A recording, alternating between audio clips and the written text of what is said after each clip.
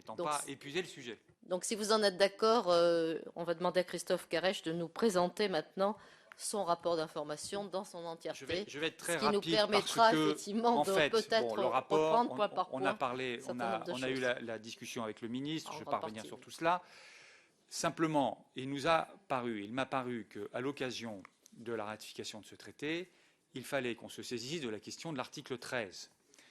L'article 13, c'est l'article qui précise que le Parlement européen et les parlements nationaux peuvent se mettre d'accord pour mettre en place une conférence interparlementaire qui pourrait se saisir des questions économiques et budgétaires. Bon, donc l'idée, c'est d'avoir une résolution qui, affiche notre détermination et notre volonté de voir mise en place cette conférence interparlementaire, 2, qui lui fixe un certain nombre d'orientations, à la fois dans la manière dont cette conférence interparlementaire pourrait se réunir, et notamment avec l'idée qu'elle se réunisse à des moments, aux moments les plus opportuns par rapport au processus budgétaire européen, donc par rapport au semestre européen. Et le deuxième point, c'est que, et ça c'est un peu une nouveauté, mais je pense qui est intéressante, en tous les cas qui est versée au débat, c'est qu'il puisse y avoir au sein de cette conférence interparlementaire une commission, donc émanant de cette conférence, qui puisse se réunir soit dans la formation générale des pays de l'Union, soit en formation zone euro. Et ça, je pense que c'est important pour examiner les décisions qui sont prises, notamment au niveau de l'Eurogroupe. Bon, je pense qu'il y a besoin, puisque d'un côté, on renforce la gouvernance au niveau de l'Eurogroupe. On la renforce tout en essayant, évidemment, de trouver un équilibre qui n'exclut pas complètement un certain nombre de pays. Donc tout ça se fait de manière, j'allais dire, intelligente et subtile. Mais il est vrai qu'en renforçant la gouvernance de la zone euro, la question évidemment se pose d'un pendant parlementaire à cela. Et donc je crois qu'on pourrait, dans cette conférence, essayer d'envisager une procédure qui, sans remettre en cause, j'allais dire, le cadre européen qui inclut l'ensemble des pays de l'Union, puisse quand même permettre aux pays qui ont décidé de faire la monnaie ensemble, et ce n'est pas un petit engagement, d'examiner un certain nombre de sujets. Donc voilà la proposition que je vous soumets, avec deux autres articles, que d'ailleurs Elisabeth Guigou, puisqu'elle a également travaillé sur cette question au niveau de la Commission des affaires étrangères, deux autres articles qui réaffirment le rôle de notre Parlement, du Parlement français, dans la procédure budgétaire nationale, et donc avec l'idée que le Parlement soit consulté lorsqu'il y a des décisions qui sont à prendre au niveau du semestre européen et du processus européen de suivi et d'évaluation budgétaire. Donc l'idée que, là aussi, c'est une affirmation un peu de principe, mais enfin, qui me paraît aussi importante, d'affirmer le rôle du Parlement. Et dans un dernier article, et non pas considérant, nous considérons aussi qu'il faut trouver les voies d'une harmonisation du calendrier budgétaire, notamment entre deux documents, qui sont deux documents très importants, qui sont d'un côté la loi de programmation triennale, qui comportera cette fameuse trajectoire budgétaire dont on vient de parler avec M. de Courson, et deuxièmement le programme de stabilité, qui logiquement devrait évidemment reprendre cette trajectoire. Bon, mais l'idée, ce serait effectivement qu'il y ait une cohérence, une synchronisation entre ces deux documents, et que, au fond, la loi de programmation, que le programme de stabilité puisse découler, au fond, de la loi de programmation. C'est une question qui n'est pas simple, qui sera évidemment, dont l'objectif serait de la soumettre à la discussion dans le cadre de l'examen de la loi organique, donc de la commission spéciale qui se réunira sur cette question. Donc voilà un peu très rapidement les deux propositions. Je le dis pour M. Pierre Lequillier, il s'agit, puisque cet article 13 a quand même été tout à fait, je le dis très clairement dans le rapport, est issue d'un travail, la continuité d'un travail qui a été mené ici dans le passé, avec le président de l'Assemblée nationale, avec évidemment Pierre Lequillier, avec aussi à l'époque le rapporteur puis le président de la commission des finances. Et donc l'idée c'est de poursuivre ce travail et d'essayer de lui donner un débouché donc le plus rapidement possible, avec une idée aussi, c'est que le président de l'Assemblée nationale, à qui j'en ai parlé, a fait part de sa disponibilité pour réunir cette conférence à Paris dès 2013, si elle était mise en place. Voilà. Merci d'avoir été aussi concis. Pour le moment, j'ai 3 inscrits. On va commencer par Estelle Grelier. Non, simplement dire que le travail qui a été fait et qui sous-tend cette proposition de résolution est extrêmement important. Moi, j'indique ce que je discute souvent avec Christophe Caresche, c'est que l'édifice est toujours bancal à partir du moment où le Bundestag a les prérogatives qui sont les siennes. C'est-à-dire qu'on pourra toujours faire une conférence interparlementaire, les associés, en dernier ressort, ils seront quand même sur le mode du mandat, alors impératif ou pas impératif, mais qui fait que la chancelière dispose d'un mandat pour aller négocier au Conseil européen et derrière vient donner des comptes à ses parlementaires. Et nous, alors, j'entends que si chacun fait ça, il n'y a plus de fonctionnement collectif possible à l'échelle des 27. Mais en même temps, tant que le Bundestag est sur ces procédures auxquelles ils tiennent, c'est vrai que ça limite, je trouve, l'impact d'une vision un peu collective et plus démocratique à l'échelle des 27. Donc je trouve que le travail qui a été fait est passionnant et mérite d'être utilisé, mais il y a quand même ce bémol du poids et de la prédominance des Allemands que par ailleurs nous aimons beaucoup. Mais enfin, là, il y a une absence de parallélisme des formes qui est important de noter. Merci. Jérôme Lambert. Bon, je ne me suis pas exprimé tout à l'heure, d'ailleurs je ne vais pas revenir, mais un mot pour dire que bon, le traité dont il est question et ce rapport d'information portant observation sur ce traité, évidemment, est loin à mes yeux d'être parfait.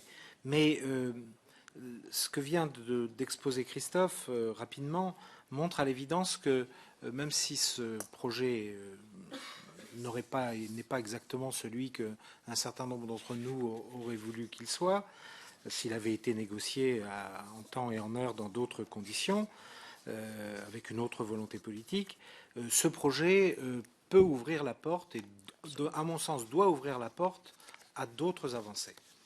L'Europe se construit comme ça, de toute façon, à travers, depuis longtemps, à travers ces crises, à travers ces traités, à travers des traités qu'on ne respecte pas toujours. D'ailleurs, regardez le traité d'Amsterdam, les critères qui ont été adoptés, qui ont été éclatés par la suite. C'est dommage, mais c'est ainsi.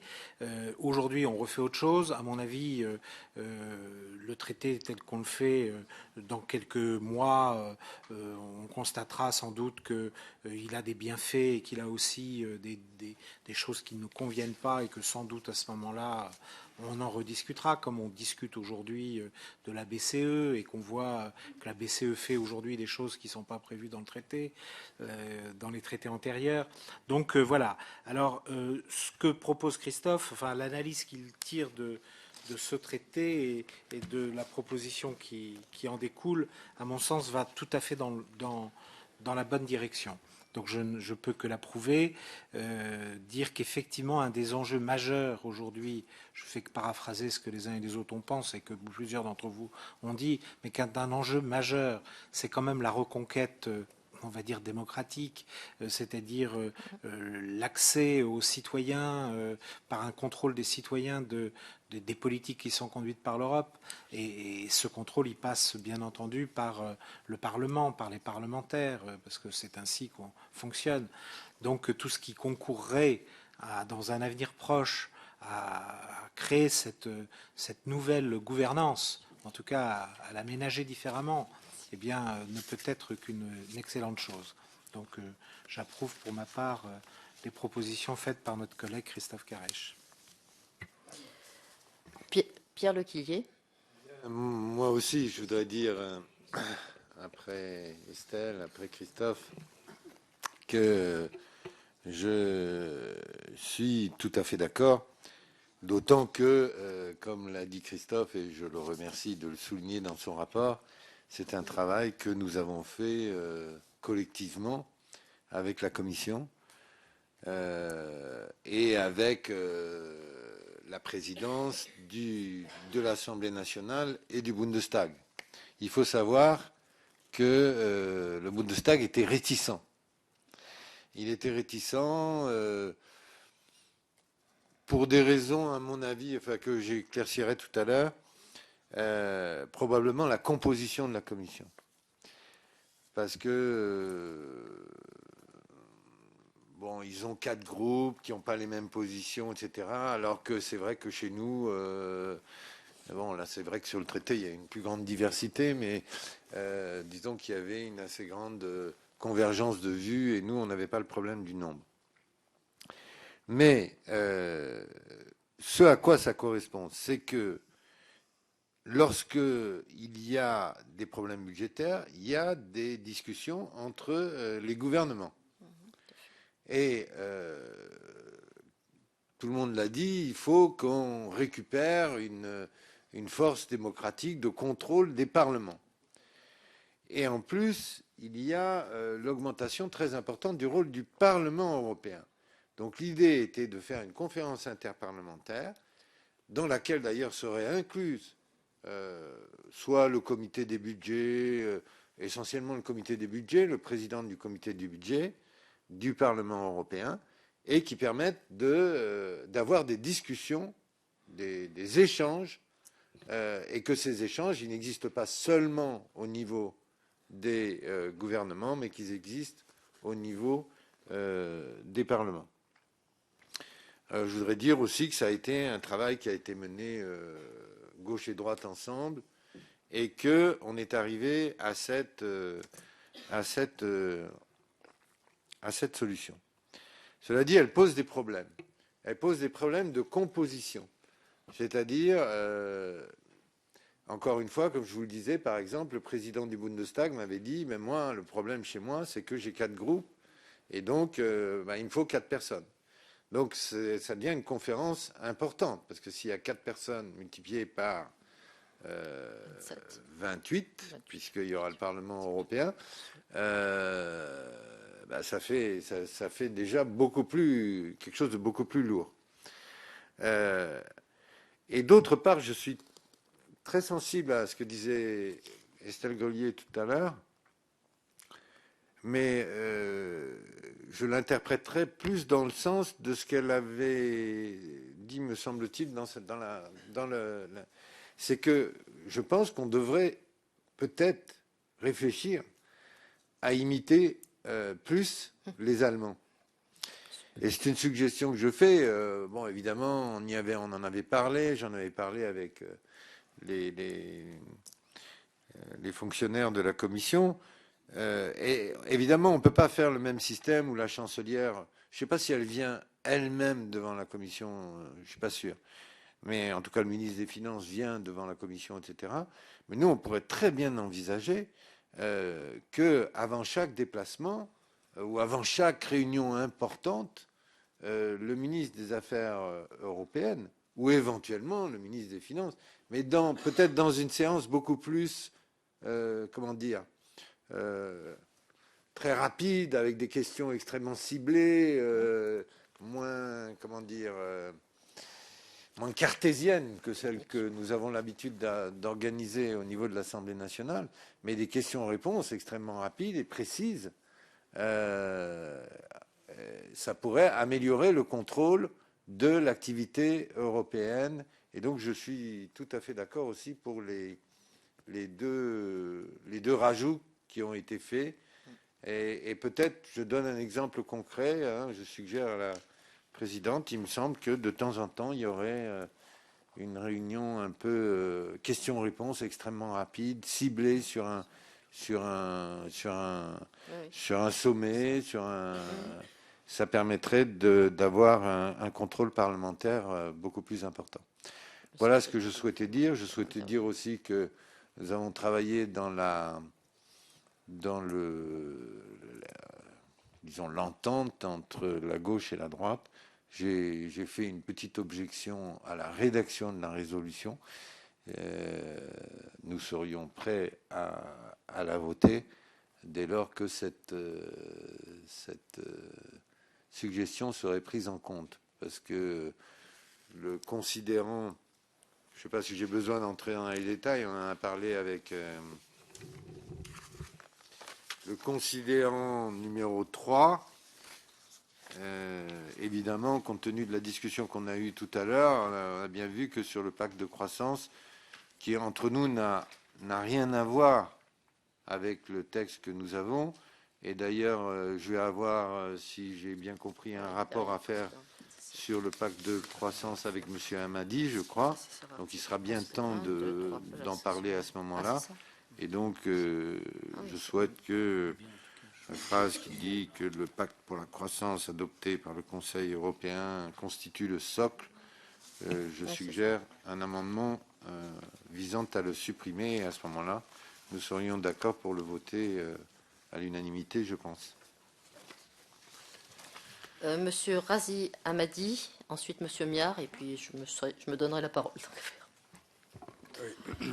Très brièvement sur un point, tout d'abord, pour rejoindre ce que disait Estelle Grelier précédemment sur les rôles respectifs et la relation en termes quasiment de mandatement qu'il existe à la veille des conseils européens, y compris lorsqu'on voit que la révolution pourrait avoir lieu, y compris de manière culturelle, pour ce qui nous concerne, parce que pour le nouveau parlementaire que je suis, lorsque, en effet, on voit que sur le fond, sur la question du traité, demeure la commission des affaires étrangères qui est saisie, culturellement, intellectuellement, il y a les us et coutumes, et si on doit évoluer dans un sens eh bien, qui est celui qu'on évoque et qui teinte un petit peu la tonalité de nos débats, eh bien, je pense que là aussi, il faut qu'on ait une évolution, et je le dis à Essian, parce que je pense que c'est aussi une militance au-delà de la gauche et la droite qu'on doit développer, parce que étape par étape, on dit oui, mais c'est comme ça, c'est les us et coutumes, mais en même temps, la question est devenue si importante, la question du rôle des parlements, la question du contrôle démocratique, la nécessité d'impulsion, que très sincèrement, c'est quelque chose sur lequel il faut qu'on se fixe l'objectif, en tout cas, de pouvoir avancer un petit peu concrètement, en ne repoussant pas à chaque étape suivante voilà, cette nécessité-là. Deuxième chose, évidemment, je soutiens pleinement l'initiative prise par notre camarade, par nos camarades et portée ici par Christophe Caresche, avec un point quand même qui, je pense, devra être discuté, qui ne fait peut-être pas partie totalement de la résolution, mais sur la capacité d'expertise, à la fois des parlements nationaux, le nôtre notamment, mais y compris en plénière, et notamment sur la question du traité. Parce qu'il y a un point sur lequel, moi personnellement, je n'arrive pas à avoir de réponse, concernant notamment un certain nombre de critères, de mesures, d'outils, qui sont par ailleurs l'essentiel de ce qui amènera ce traité à fonctionner s'il doit fonctionner demain. Et c'est notamment sur, non pas la notion, mais sur l'évaluation du déficit structurel, principalement, qui est aujourd'hui évalué de 4 manières différentes, à travers 4 institutions qui font autorité, que sont la Banque Centrale Européenne, la Commission, Eurostat, le quatrième, je le retrouverai, et sur lesquels aujourd'hui les parlements, y compris le Parlement national français, n'a aucun outil d'évaluation, d'analyse ou de contre-expertise, si ce n'est l'évaluation que peut faire aussi, par exemple, la Cour des comptes, mais qui est soumise à débat pour des raisons que je ne développerai pas ici.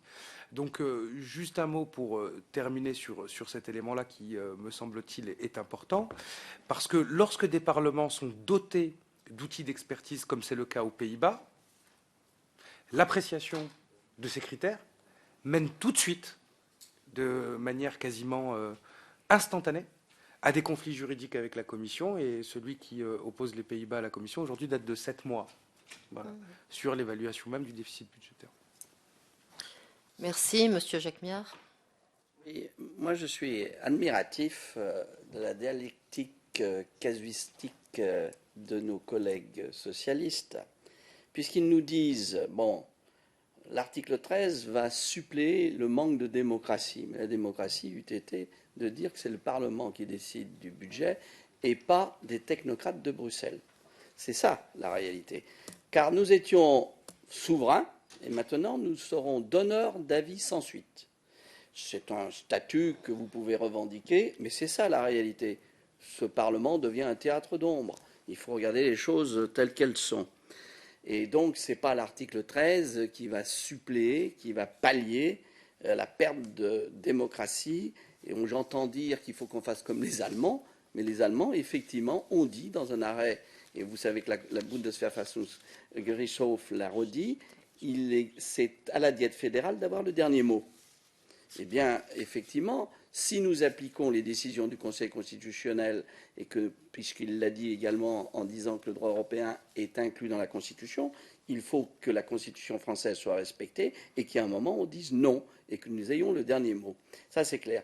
Maintenant, je voudrais revenir sur le contrôle de la Cour de Luxembourg. S'il est exact que dans le traité, il est dit qu'elle va se statuer dans un premier temps à vérifier si c'est dans la Constitution, cette fameuse règle d'or, voire dans une loi organique, une norme dite supérieure, elle va retrouver sa pleine compétence, mes chers collègues, au moment où la Commission viendrait à prendre des sanctions à l'égard des États. Et là, je suis désolé de vous dire que la Cour retrouvera sa pleine compétence et que s'il y a à l'égard d'un temps des manquements par rapport au texte que nous sommes en train d'examiner, elle pourra ordonner, saisir la Cour de justice pour faire appliquer ses décisions dès lors qu'il n'y aurait pas eu une majorité contraire pour aller contre les décisions de la Commission. C'est ça la réalité du droit européen, du droit communautaire, pardon, et en l'occurrence, il est clair que la Cour des communautés, la Cour de justice, retrouvera sa pleine compétence pour juger des décisions de la Commission. Et dire le contraire, comme je l'ai entendu dire, est véritablement se foutre de la figure et ne pas connaître son droit communautaire. Madame Chantal Guittet. Oui, je voulais juste revenir. J'ai peut-être pas compris ce que vous vouliez enlever là. C'est le paragraphe considérant que les l'Union choses sont économique. claires. On a une divergence. Ouais. Nous avons une divergence sur l'appréciation du pacte de croissance. Ah oui. Vous considérez que ça Donc fait c'est bien le progresser paragraphe. l'Europe de façon très importante. Nous, on considère, on l'a bien vu dans le débat, que c'est quand même 55 milliards de fonds structurels déjà existants et d'une extension du rôle de la BEI. Et donc l'idée, ça serait parce qu'en plus, ça n'a rien à voir avec le sujet. Le sujet, c'est l'accroissement démocratique du fonctionnement. Et donc, supprimer la phrase « dont le pacte pour la croissance adopté par le Conseil européen constitue le socle ». C'est quand même une phrase. Et de toute façon, le pacte de croissance, on aura l'occasion de l'examiner au moment où on examinera le pacte de croissance. Voilà, c'est juste ça. C'est juste ça. Non. Un membre de phrase. Bon, j'aurais préféré tout le paragraphe, mais bon, Christophe m'a dit qu'il y tenait. Alors, vous savez, nous, on essaye de trouver des accommodements et des ententes. C'est bon, Chantal. Alors moi, je vais me permettre de donner mon point de vue, si ça ne vous ennuie pas. Et puis après, je pense que Christophe Carèche nous répondra. Je crois qu'il n'y a plus d'inscrits. Je vérifie bien.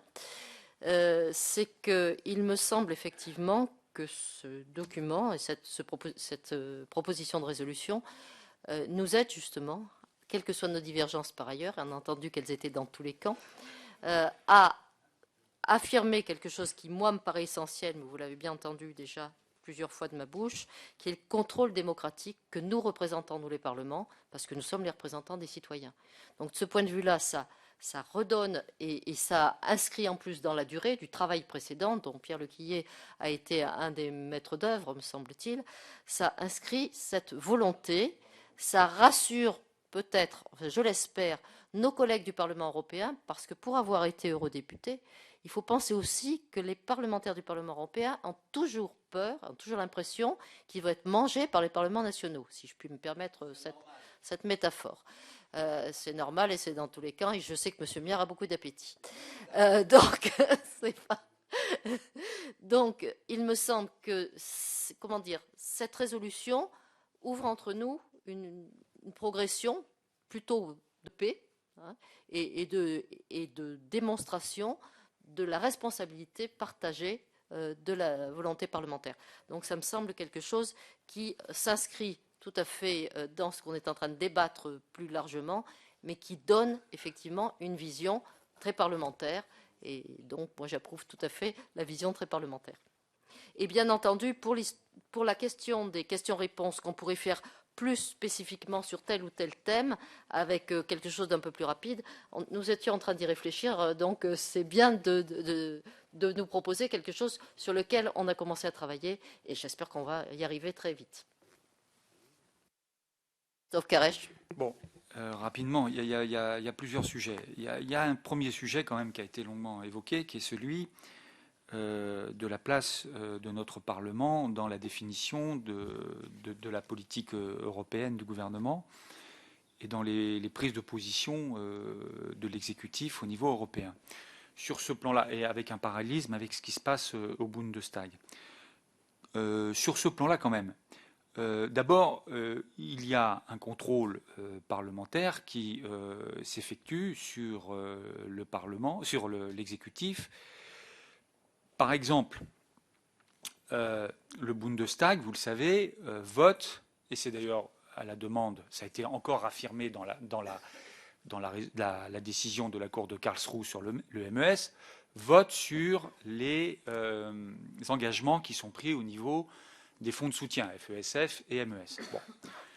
Je souligne quand même que la Commission des finances peut très bien exercer son contrôle sur cette question, puisque au MES siège le ministre des Finances, c'est le ministre des Finances qui est un des gouverneurs.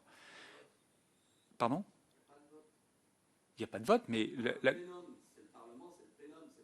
Oui, ben écoutez, j'essaye de vous expliquer quand même que le ministre des Finances, jusqu'à preuve de contraire, le gouvernement, il est responsable devant l'Assemblée nationale.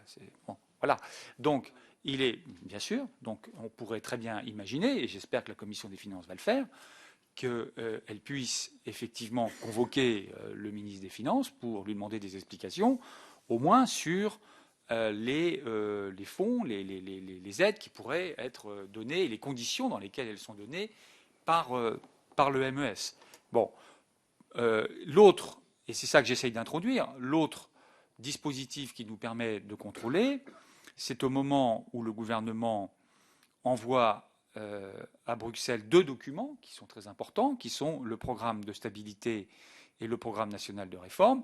Ces 2 documents sont soumis au vote du Parlement, de l'Assemblée nationale et du Sénat. C'est acté et c'est juridiquement acté. Ce que j'essaye, et c'est là-dessus que j'aimerais qu'on arrive à trouver un accord avec le gouvernement dans le cadre de la discussion sur la loi organique, ce que je propose, c'est que le programme de stabilité soit adopté après que le programme national triennal ait été adopté par le Parlement et que, pour parler clairement, la trajectoire budgétaire qui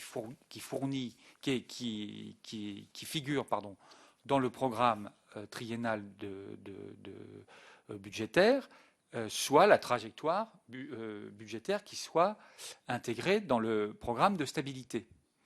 Je ne sais pas si vous me comprenez, c'est-à-dire que là, je pense qu'il y a un enjeu pour le Parlement, effectivement, de contrôle, c'est de faire en sorte que, on pourrait très bien imaginer, je vais essayer d'être plus clair, que le gouvernement, puisque cette discussion a lieu en octobre, actuellement, nous saisisse d'un programme national de réforme, d'un programme triennal, pardon, avec une trajectoire, je m'excuse, c'est un peu compliqué, avec une trajectoire budgétaire, ça c'est dans la loi organique, on est d'accord, c'est tous les 3 ans, voilà. Bon. Ce texte, aujourd'hui, il vient en discussion à l'Assemblée nationale, puisqu'il y a déjà une programmation pluriannuelle qui a été mise en place ces dernières années. Bon. Il vient en discussion en même temps que la loi de finances. Bon. J'ai le sentiment que le gouvernement privilégie actuellement plutôt cette solution. Mais par ailleurs, le programme de stabilité, lui, il est adopté, il est examiné au mois d'avril. le programme de stabilité qui va être envoyé par le gouvernement français à Bruxelles, lui, est examiné au mois d'avril. Or, sur ce programme de stabilité, on peut voter pour, on peut voter contre, on ne peut pas l'amender. Donc, la trajectoire qui figure dans le programme de stabilité, qui est présenté par le gouvernement français à la Commission européenne, c'est une trajectoire sur laquelle on a finalement assez peu de pouvoir, puisqu'on ne peut pas la modifier. Et donc, par cohérence, ce que je souhaiterais, c'est qu'on examine, avant que le programme de stabilité ne soit examiné, qu'on examine la loi triennale, puisque sur cette loi triennale, le Parlement a la possibilité de faire des amendements, qu'elle est adoptée par l'Assemblée nationale, et que le gouvernement soit tenu de reprendre dans le programme de stabilité les éléments qu'il donne dans la loi triennale. Bon. Donc voilà, effectivement, je pense, c'est exactement le sens du dernier article qui est dans la résolution. Voilà, je crois, une procédure qui améliore sensiblement le contrôle du Parlement sur ce que fait le gouvernement. Alors, j'en viens maintenant à la question de la conférence interparlementaire. D'abord, je pense, j'ai bien compris la position qui était celle du gouvernement, et je la partage, sur les questions institutionnelles. Je ne crois pas que le gouvernement souhaite rouvrir un débat institutionnel général sur l'Europe. Ça a été très clairement dit par Bernard Cazeneuve. Alors certains peuvent le vouloir, hein, la position des Allemands, même si je suis toujours évidemment très dubitatif quand je vois Mme Merkel nous proposer l'élection du président de la Commission au suffrage universel direct, alors qu'ils ont une tradition parlementaire dans laquelle, précisément, il n'y a pas d'élection au suffrage universel direct. Donc je me dis quand même que c'est une proposition qui est quand même assez étonnante, puisqu'elle est en contradiction, elle est d'ailleurs plutôt en conforme à notre tradition institutionnelle à nous, et qu'elle est en contradiction, bien évidemment, avec leur tradition institutionnelle, qui est une tradition parlementaire. Enfin, tout cela, c'est des curiosités, évidemment, qu'il faut regarder. Bon, alors, ces questions, elles seront, il y aura des élections européennes en 2014, je pense que tout cela sera en discussion, bien évidemment. Mais pour le moment, ce que dit le gouvernement, c'est qu'il veut un processus où on essaye de traiter les problèmes urgents et que lorsqu'on peut avancer en termes économiques, en termes de solidarité, on puisse aussi avancer en termes institutionnels. Donc c'est la fameuse intégration solidaire. Bon. Donc, se situant dans cette proposition-là, dans cette orientation-là, je pense qu'effectivement, nous devons nous saisir de l'article 13 pour essayer d'avancer. Il est dans le traité, il n'y a plus qu'à en discuter, et il faut que cette discussion maintenant ait lieu. Et c'est le sens de la résolution. Je sais que Martin Schulz est extrêmement mobilisé sur cette question, donc le Parlement européen va évidemment nous demander d'en discuter. Je pense que d'autres parlements nationaux vont évidemment nous demander d'en discuter. Par rapport au Bundestag, ce que je veux répondre à Estelle Grelier, c'est que je crois que cette instance donnerait à l'ensemble des pays de l'Union, à l'ensemble des parlements de l'Union, une capacité d'expression qu'ils n'ont peut-être pas aujourd'hui, précisément. C'est-à-dire que je pense que cela va plutôt dans le sens d'une ouverture et de ne pas laisser simplement, effectivement, au Bundestag la primauté de se prononcer sur telle ou telle chose. C'est peut-être d'ailleurs pour cela que, Pierre Lequillier l'a dit, le Bundestag regarde cette initiative avec un peu de circonspection. Il faut dire clairement les choses. Bon, voilà. Donc, je pense que ça va plutôt dans le sens d'avoir une discussion plus large que celle que nous avons entre la France et l'Allemagne. Voilà. Donc, alors, sur le considérant, Monsieur Lequillier, vous comprenez que, bon, d'abord, on vote des articles. Bon, le considérant, c'est toujours très important, mais enfin, c'est quand même pas ce qu'il y a de plus fondamental dans ce que je vous propose. Moi, je veux bien retirer la mention du pacte pour la croissance, mais on pourrait peut-être le mettre dans le vu. Le vu n'est pas voté, vous ne votez pas. Parce que, je le dis, c'est un visa, exactement, c'est ce que dit... bon, je dis cela parce que pourquoi ? Non mais pourquoi ? Pourquoi je tiens à cela ? Pour une raison simple. c'est que je pense que cette conférence, ça peut être un lieu où justement les préoccupations en termes de croissance, en termes d'emploi, en termes, ce qui a été dit tout à l'heure par notre collègue, c'est-à-dire l'expression de ce qui se passe concrètement pour des gens qui vivent dans des régions qui ont des problèmes, qui ont des difficultés économiques et sociales. Je pense que précisément, il faut qu'une instance puisse exprimer cela. Et ça pourrait être cette instance-là. Et donc il y a bien un lien quand même dans l'orientation que l'on veut donner à cette conférence. Bon, enfin bon, si tout cela ne vous convient pas... Je crois sincèrement. D'abord, on a fait tout ça ensemble. Hein. Reconnaissons-le franchement. Deuxièmement, comme l'a dit Estelle Grelier tout à l'heure et Jérôme, le diable est dans les détails. Hein. C'est-à-dire que maintenant, c'est la composition de la commission. Et ça, non mais justement, mais c'est là que ça va être difficile. C'est là que les discussions vont être difficiles. Parce que rien qu'en en parlant avec les Allemands, on arrive à une solution difficile. Alors que les choses soient claires. C'est exactement pour cette raison que je n'ai pas figé une proposition en matière de composition, ni par rapport à d'autres parlements nationaux, ni par rapport au Parlement européen. Ce que je veux dire, c'est que c'est bien que notre commission, me semble-t-il, comme l'a dit la présidente, adopte une décision à l'unanimité, parce que ça lui donne plus de force par rapport aux autres. Bon. Après, il faut peut-être tenir compte un tout petit peu de notre susceptibilité, même si on est la minorité dans cette commission. C'est ce que, en général, j'ai essayé de faire pendant 10 ans, Monsieur Carèche, me semble-t-il. Donc voilà. Les amis que je consulte sont, semble-t-il, d'accord pour vous donner satisfaction sur le membre de phrase que vous voulez retirer. Donc je le retire.